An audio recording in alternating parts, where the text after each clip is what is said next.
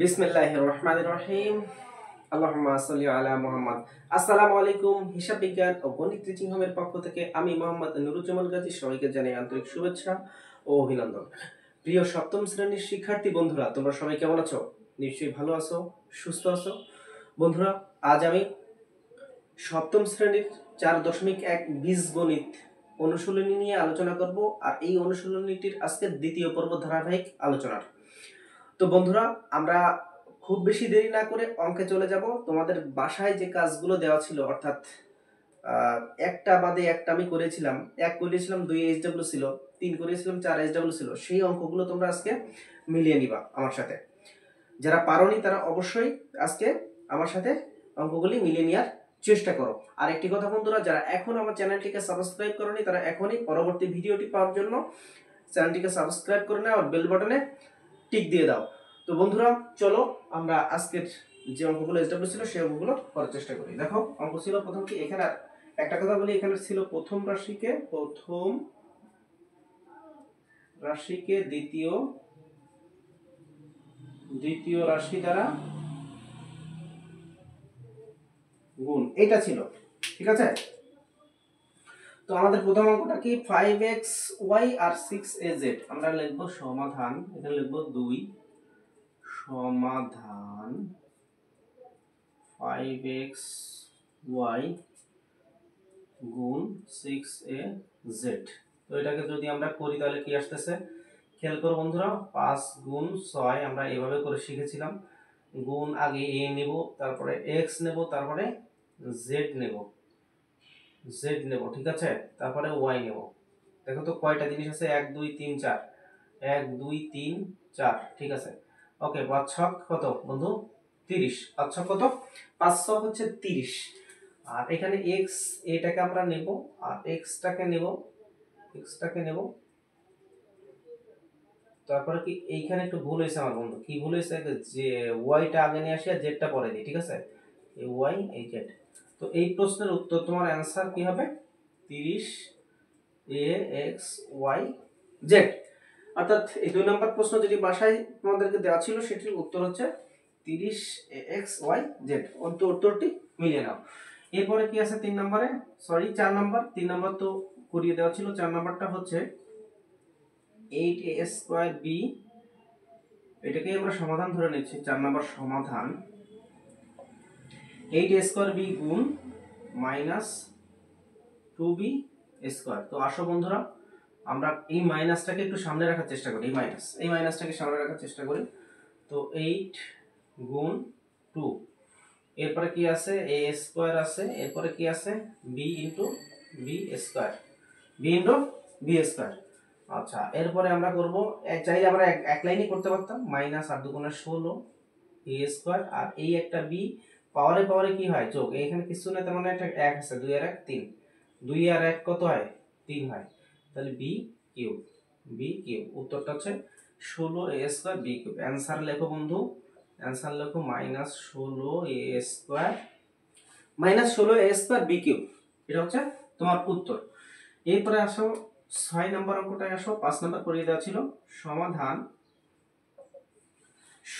6 নম্বরে ছিল হচ্ছে তোমার -3p স্কয়ার কিউ কিউব গুণ -6p to the power 5 q to the power 4।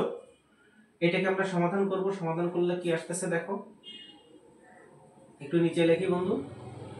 এটাকে যদি আমরা করি, দেখো খেয়াল করো, মাইনাস মাইনাস কি প্লাস, মাইনাসে আরেকটা কথা জানাই রাখি, মাইনাসে কি হয়, প্লাস হয়। মাইনাস গুণ মাইনাস প্লাস হয়, আর প্লাস গুণ মাইনাস মাইনাস হয়, আবার প্লাস প্লাস কি হয়, প্লাস হয়। এই বিষয়গুলো তোমাদের জানা খুব জরুরি। তো মাইনাসে কি হবে, প্লাস।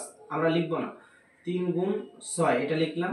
এবার p কোথায় আছে দেখো, এখানে একটা p স্কয়ার আছে, এখানে একটা p আছে, এখানে একটা কিউব আছে, আর এখানে একটা Q4 আছে। বারবারই বলতেছি বন্ধু, পাওয়ারে যোগ হয়। পাওয়ারে কেমন যোগ হয়, মনে করো এখানে কিউবের উপর কিউব আছে আর কিউবের উপরে 4 আছে, এটা গুণ, দুটো মিলে একটা বেজ নিব কিউব, আর এই 3 যোগ 7 মানে হচ্ছে finally Q to the power 7, এইটা হবে, ঠিক আছে। বোঝার চেষ্টা করো বন্ধু। এরপরে কি আছে, 3 6 18 p, সরি তাহলে এই পি এর উপর কিছু নয়, তার মানে একটা এক মনে মনে ধরে হচ্ছে 2 আর 1 3, p to the power cube আর কিউ টু দি পাওয়ার 7। দেখো এখানে দেখিয়ে দিয়েছি 7 কে কেমনে, ঠিক আছে? দুটো বেস মিলে একটা বেস, আর 3 আর 4 যোগ করলে 7 হয়। তো তোমার এই কোশ্চেনটার উত্তর 18 পি কিউব কিউ 7, এটা তোমার উত্তর। এরপরে আমরা চলে আসবো হচ্ছে 8 নম্বর অঙ্কে। এরপরে কত নম্বর অঙ্কে চলে আসবো বন্ধু? 8 নম্বর সমাধানে। তো তোমার 8 নম্বর সমাধান কি বলছে? 7 করিয়ে দেওয়া ছিল, 8 নম্বর বলছে 7 a cube bx to the power 5 y square গুণ minus 3x to the power 5 y to the power cube আর a to the power square b to the power square. দেখো বন্ধু, এটাকে আমরা যদি গুণ করি তো মাইনাসটা খেয়াল করো, মাইনাসটা সংখ্যার আগে প্লাস আর মাইনাস, এর আগে কি আছে প্লাস, এর আগে আছে কি মাইনাস, প্লাস মাইনাসে মাইনাস, মাইনাস 7 গুণ 3 গুণ এ কয়টা আছে কোথায় দেখো, এ এখানে কিউব আছে আর এ এখানে স্কয়ার আছে, এ গুণ করব পরে। এরপর দেখো বি কোথায় আছে, বি এখানে একটা আছে আর এখানে দুটো আছে, এখানে দুটো আছে, তো একসাথে করে নিলাম। এরপর কি আছে, এক্স কয়টা আছে দেখো বন্ধু, এক্স এখানে পাঁচটা আছে আর এক্স এখানে পাঁচটা আছে, একসাথে করে নিলাম। দেখো বন্ধু ওয়াই কত আছে, এখানে ওয়াই স্কয়ার আছে আর এখানে ওয়াই কিউব আছে। তাহলে দেখো মিলিয়ে দেখো বন্ধু কি বললাম, অর্থাৎ সবগুলো আমি আলাদা আলাদা করে নিলাম। এবার দেখো 3 সাথে কত 21, আর এখানে দুটো এ মিলে একটা এ, 3 আর 2 5। আচ্ছা এই বি এখানে একটা আছে এখানে দুটো আছে, 2 এর 1 3, b to the power cube 5, x এর উপরে 5 আছে এখানে 5টা এখানে 5টা, x এর উপর 5 আছে এই 5 আর এই 5 যোগ, তাহলে x টু দি পাওয়ার 10। আর y এখানে দেখো দুটো দুটো y মিলে একটা y নিলাম, আর 3 আর 2 5। তো তোমার অ্যানসারটা হবে বন্ধু minus 21 a to the power 5 b to the power cube x to the power 10 y to the power 5। এইটা তোমার অ্যানসার এই কোশ্চেনের। এরপরে খেয়াল করো 9 নাম্বার তো করিয়ে দেওয়া ছিল, 10 নাম্বারটা একটু দেখো বন্ধু। 10 সমাধান, সমাধান এখানে ছিল 5x স্কয়ার মাইনাস 4xy এই গুণ 9x স্কয়ার y স্কয়ার। এবার দেখো দুটো রাশি চলে আসছে, কিন্তু এতক্ষণ আমরা করলাম একটা রাশি, এখন আসছে দুটো রাশি, নো প্রবলেম। তুমি এইটা দিয়ে এইটাকে গুণ করবা, এটা দিয়ে আবার এটাকে গুণ করবা, ঠিক আছে? আর গুণের সময় মনে রাখবা সবসময় যোগ, আর যোগ আর বিয়োগে বিয়োগ হয়, এটা মনে রাখবা। তাহলে আমরা যদি করি এটা এটার সাথে করব, 5 নং কত 45। আচ্ছা যদি না বোঝো, যারা না বোঝো তারা এভাবে রেখে দাও যে 5x স্কয়ার গুণ 9x স্কয়ার y স্কয়ার। আমি বললাম কি গুণের সময় যোগ, এই যোগ দিলাম, ঠিক আছে? এবার এইটার সাথে করব, প্রথমে করলাম এটার সাথে, এবার পরের রাশির সাথে করতে গেলে বললাম কি যে গুণের সময় যোগ, যোগ দিলাম।